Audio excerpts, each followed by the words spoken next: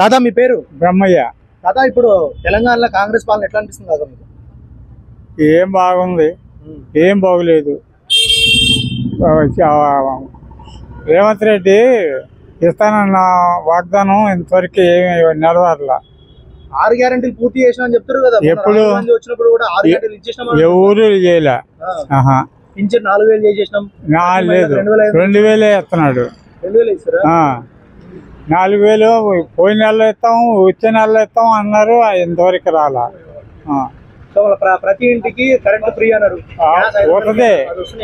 లేవు, గ్యాస్ రాలేదు, current bill వేస్తున్నారు. బిల్లు వేస్తారా? వేస్తున్నారు. దీని గురించి మీరు కంప్లైంట్ చేయలేమన్నా? ఏం కంప్లైంట్ చేద్దాం, ఎవరికై చేయాలా?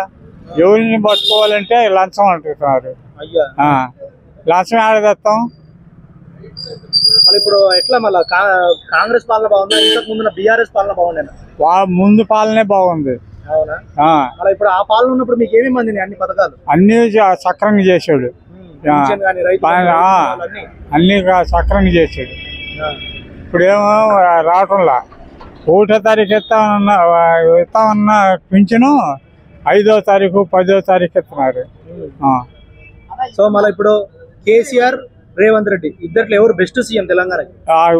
కేసీఆర్. కేసీఆర్ ఆయన రావాలా? ఆయన వస్తే మంచిది.